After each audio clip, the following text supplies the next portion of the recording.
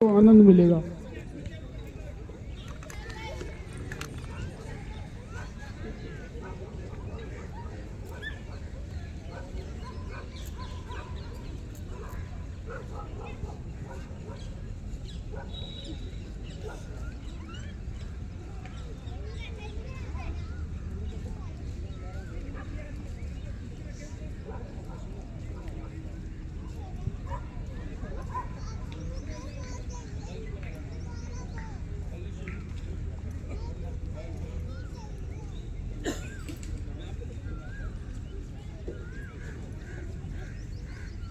करेंगे प्राणायाम। पैरों को खोल लें, थोड़ा हिला डुला लें, क्योंकि अब 15 मिनट के लिए बिल्कुल शांत होकर बैठना है।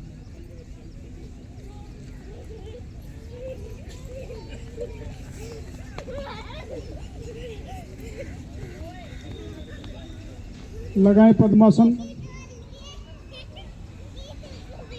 सभी ने कोशिश करनी है पद्मासन की, बहुत लाभकारी है पद्मासन, पहली जरूर कीजिए। कमर गर्दन सीधी, आंखें को बलता से बंद।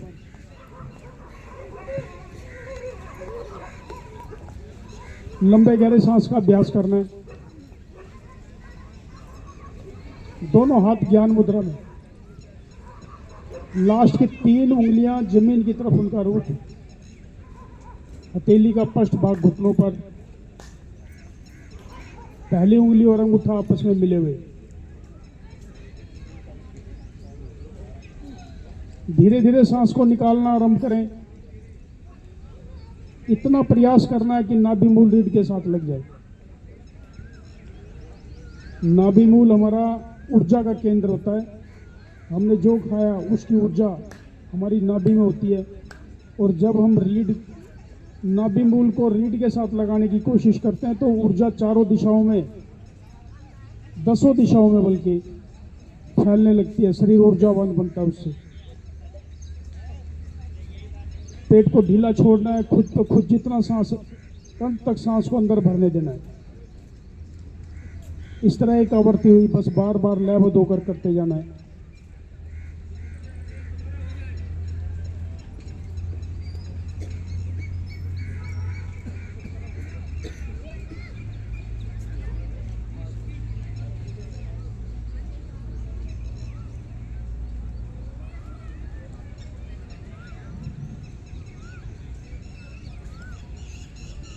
नाभि मूल को रीढ़ के साथ लगाने का पूरा प्रयास करना है सभी ने। बहुत लाभकारी क्रिया है। पेट को ढीला छोड़ना है, आनंद पूर्वक कंठ तक सांस को अंदर भरने देना है।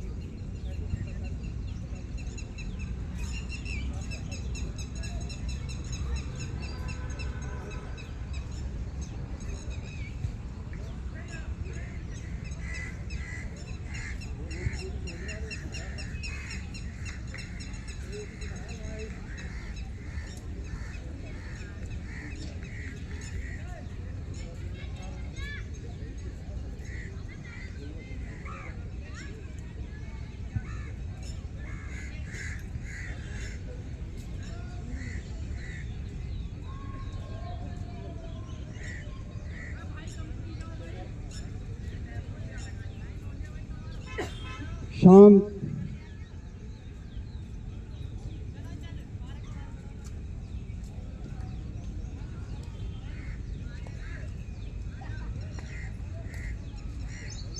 शांत अवस्था में मन की स्थिति को अपने अंदर ही अंदर देखते रहना है कि मेरा मन कितना मेरे शरीर के साथ है।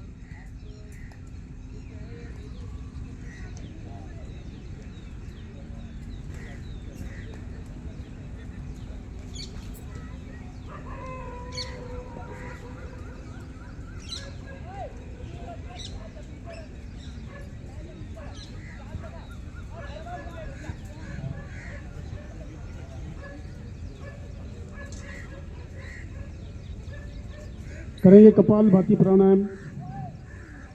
अब घुटनों को पकड़ के बैठे। चेहरे पे प्रसन्नता के भाव बने रहें, कंधे ना हिलें, चेहरे की आकृति भी ना बिगड़े। एक बार सांस को भरना है, मूल बंद लगाना है। अब सांस को पूरी शक्ति के साथ बाहर फेंकना है। आपका अपने आप पेट अंदर जाएगा, पेट को ढीला छोड़ना है। जो खुद ब खुद सांस आए बस उसे शक्तिपूर्वक फेंकते रहना है। भरने का प्रयास नहीं करना है, लेकिन सांस को छोड़ने में पूरी शक्ति का इस्तेमाल करना है।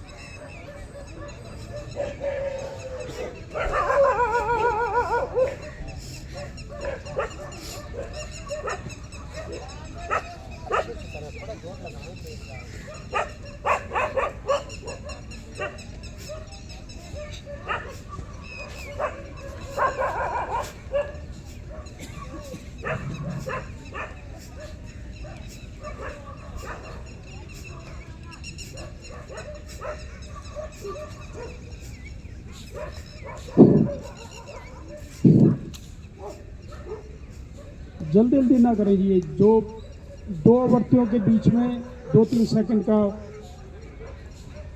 टाइम बीच में डालना है, जल्दी जल्दी नहीं करना है।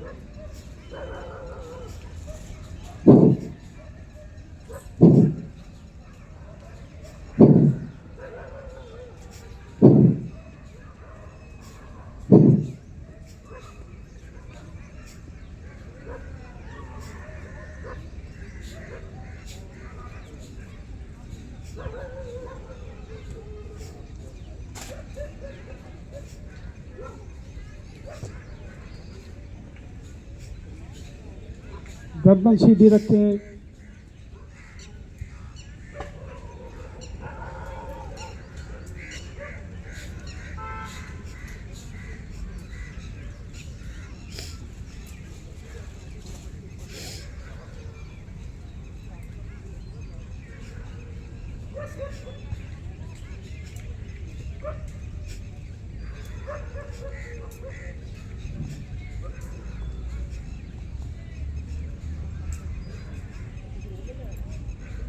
बहुत लाभकारी प्राणायाम है। हमारे दिमाग के जितने दोष हैं वो सारे इस प्राणायाम को करने से दूर हो रहे हैं। याददाश्त बढ़ेगी आपकी, बाल समय से पहले सफ़ेद नहीं होंगे, आंखों की रोशनी अच्छी बनी रहेगी, ब्लड का प्योरिफिकेशन बहुत स्पीड से होगा, ब्लड के बनने की प्रक्रिया भी तेज होती है। इससे पाचन तंत्र आपका मजबूत होगा। बहुत लाभ है इसके।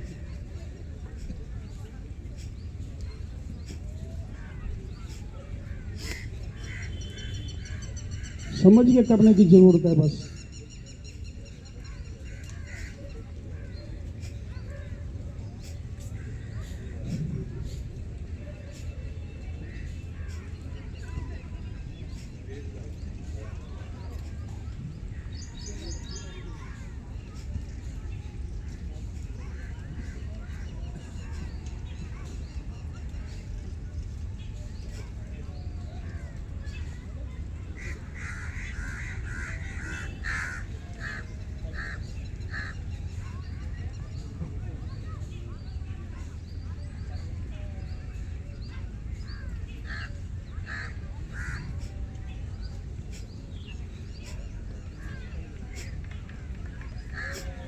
शांत,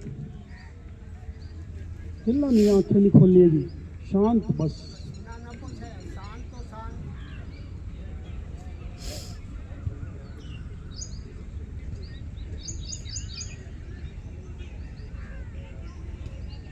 धीरे धीरे ज्यादा ज्यादा सांस को बाहर निकालें। त्रिबंध की क्रिया करें। मूल बंद आपका लगा हुआ है, पेट को अंदर की तरफ खींचना है, नाभि मूल रीढ़ के साथ लगानी है, उड़ियान बंद थोड़ी कंटकुप के साथ दबानी है, जालंधर बंद। ये तीनों बंद लगा के रखना है जब तक सहज रूप से सांस रुका रहे। जब सांस ना रुक पाए तो जिस क्रम से आपने त्रिबंध की क्रिया की है उसी से खोलना है और शांत होकर बिना खोले 2 मिनट के लिए बैठना है।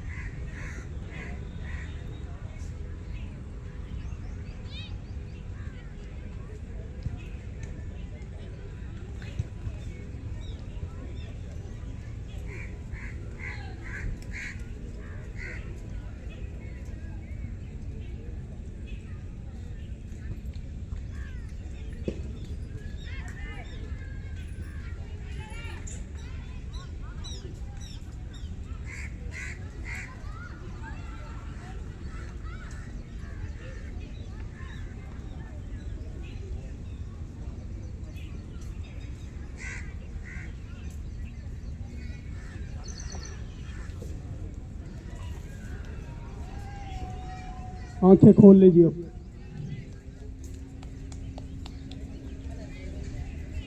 अब हम जो मोटेपा का शिविर है उसी के ऊपर बात करेंगे। अभी तक हमने किन किन टॉपिक पे बात की है जी बताएंगे? बताओ भाई साहब, आप बताओ कहाँ कहाँ क्या किन टॉपिक्स पे बात हुई है अभी तक? ठीक है, खाने पीने पे बात हुई है जी, और मोटापा, मेटाबॉलिज्म। बताएं जी, आप लोगों में से बताओ, मैडम आप बताओ और क्या बात की हमने? मोटापा किस कारण से होता है? हाँ जी, मोटापा किस कारण से होता है? मोटापा कैसे बढ़ता है? ठीक है जी, उससे क्या क्या बीमारियां पैदा होती है जी, बीमारियों पे भी हमने बात की।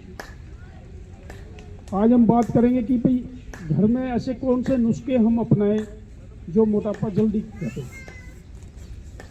हम अपने खान पान में क्या बदलाव करें, या हम क्या खाएं जो घर में आराम से अवेलेबल भी है और हम उन्हें खाएं तो मोटापा जल्दी घटेगा। सबसे पहले सुबह उठ के, पहले भी बताया था मैंने, गुनगुने पानी में 2 चम्मच शहद और 1 नींबू निचोड़ के पीना है। पहले भी बताया था ना, किसने शुरू किया ये बताओ? सिर्फ 4 आदमियों ने शुरू किया जी।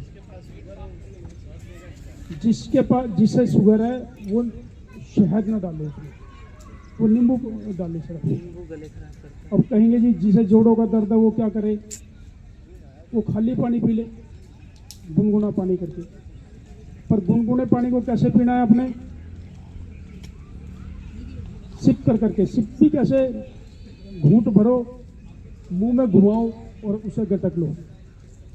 मुंह में क्यों घुमाना चाहिए जी, बताएं कोई?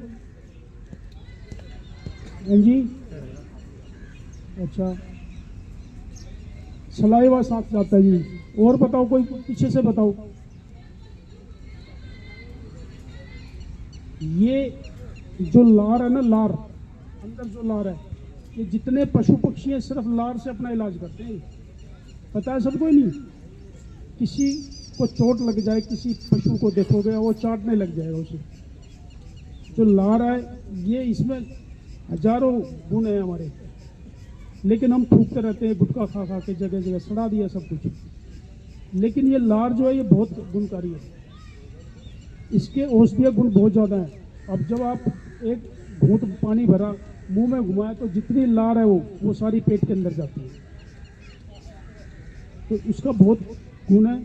इसलिए सुबह उठ के ये काम जरूर करना है सब। आप देखना खुद कितना चमत्कार आपके साथ शरीर में होगा।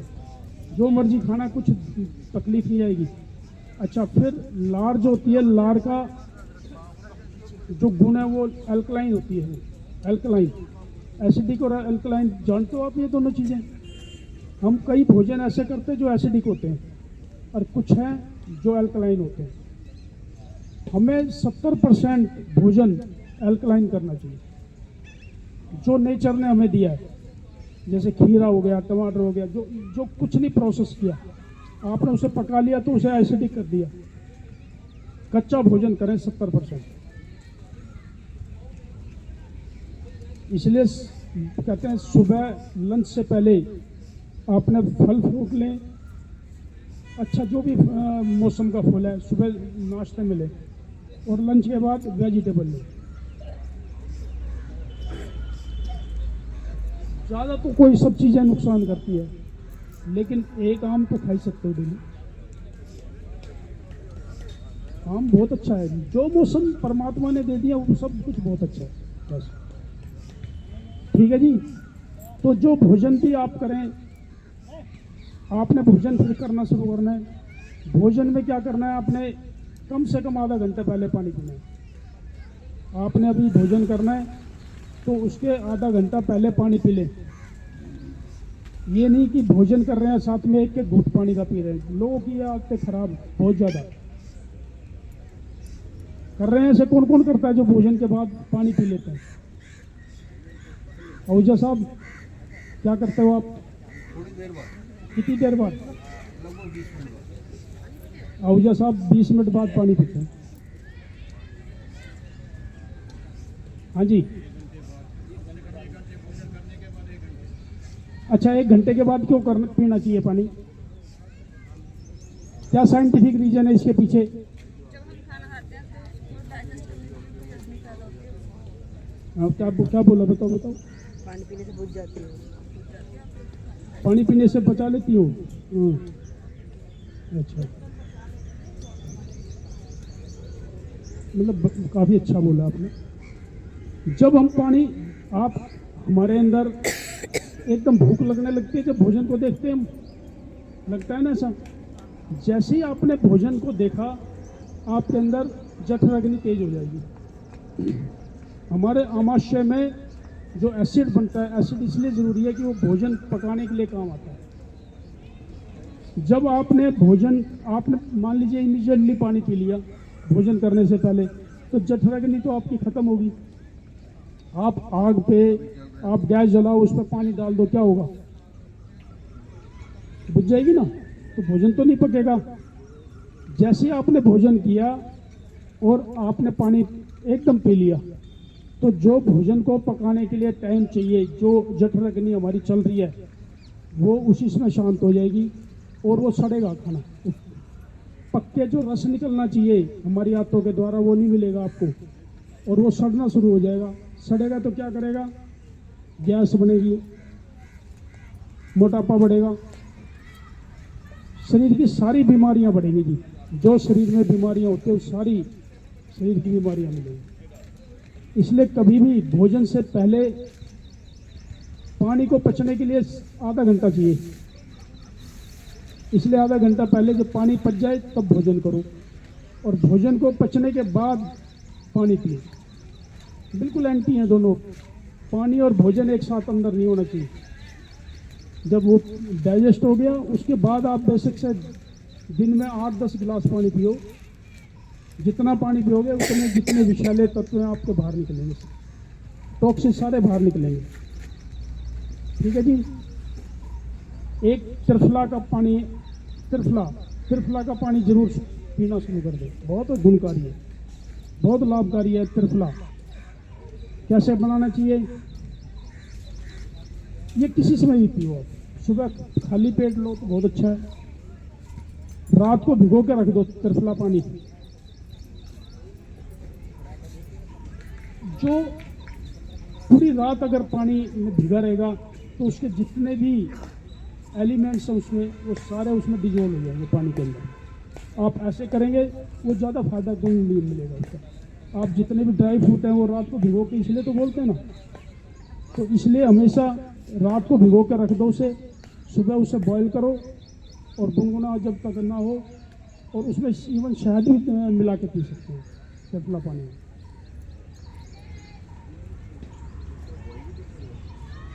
वो रात को आपने भिगो दिया, सुबह उसे बॉईल करो, फिर ठंडा करके फिर पीना।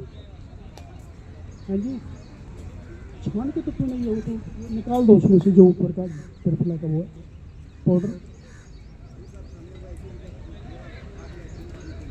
समझ में आ गया जी? एक सौंफ सब जानते होंगे सौंफ क्या होती है? घर में हर एक के घर में मिलेगी। पानी में सौंफ को बॉईल करो। सौंफ में जितना फाइबर होता है किसी भी में नहीं है, आपका पेट भी भरेगा और भूख भी नहीं लगेगी। मोटापा कम करने के लिए बहुत मतलब अचूक निशाना है कि आप सौंफ का पानी पीना शुरू करें। सौंफ के पानी को, सौंफ को डालो, बॉईल करो और जब गुनगुना हो जाए वो पानी, उसके बाद पियो उसे।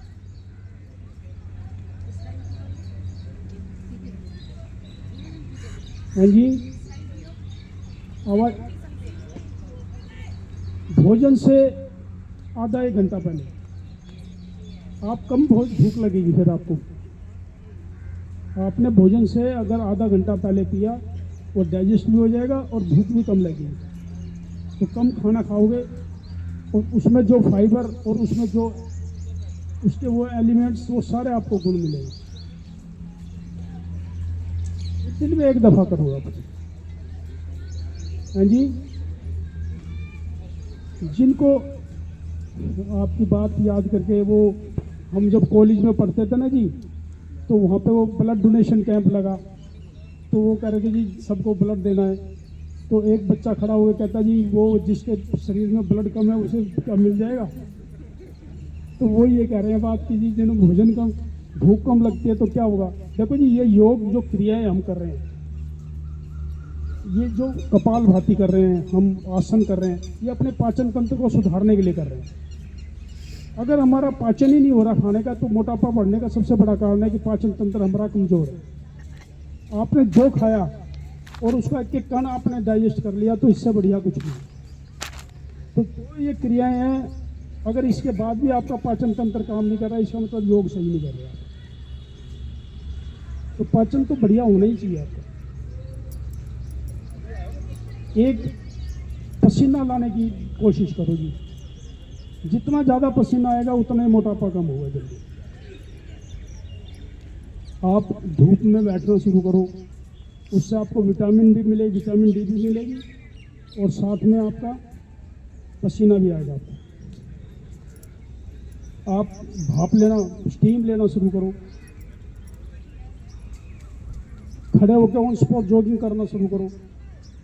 पता ना कैसे करनी है, एक ही स्पॉट पे खड़े होकर ऊपर नीचे इंजन दौड़ जिसे बोलते हैं,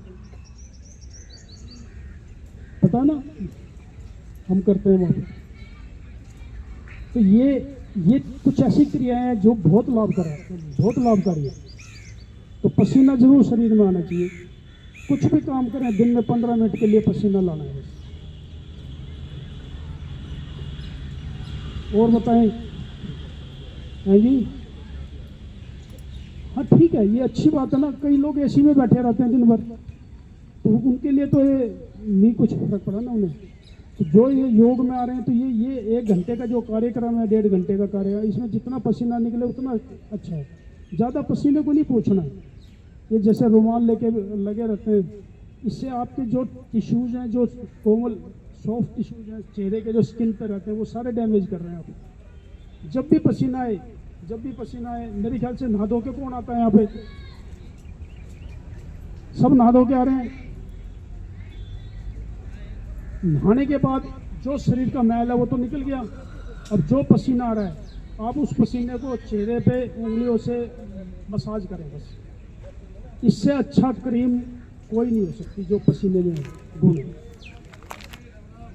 पसीने को जो पूछ देते हैं हम, इससे चेहरे के जितने भी सॉफ्ट टिश्यूज हैं वो सारे डैमेज हो जाते हैं। इसलिए जब भी पसीना आए बस चेहरे पर रगड़ लो, खत्म। स्किन टाइट रहेगी और फायदा भी बहुत मिलेगा, चमक आएगी स्किन पर।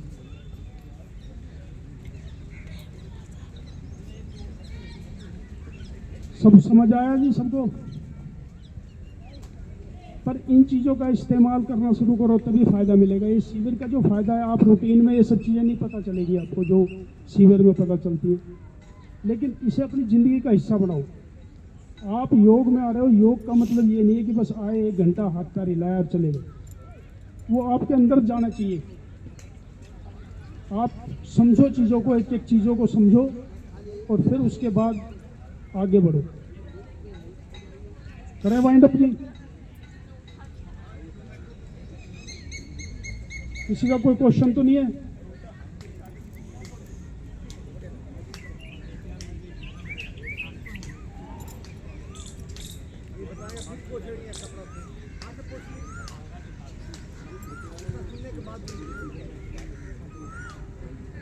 कोई भी आप जो जितना भी जैसे आप सौंफ का पानी पीना है या कुछ भी करना है, ये जैसे 2 महीने आपने लगातार कर लिया, फिर बीच में ब्रेक दो।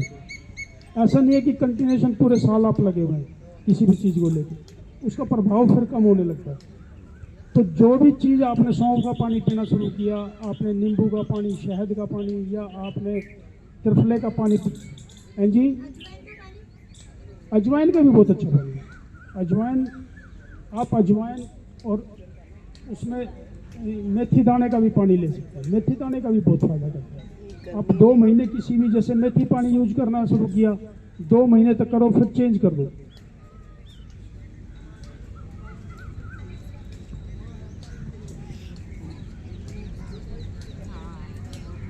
किसी को कुछ सामान चाहिए तो हाथ उठा ले, कुछ नहीं चाहिए। फिर कोई चीज अगर आप लोग मांगेंगे तो मिलेगा नहीं, अब ये ना सोचेंगे फिर मिलेगा। हाँ, त्रिफला चूर्ण नहीं है, यही तो बता रहा हूँ। नहीं, जो सामान थोड़ा नहीं, आप सब बोल रहा है यहाँ जो हमारे यहाँ अवेलेबल है, जैसे कि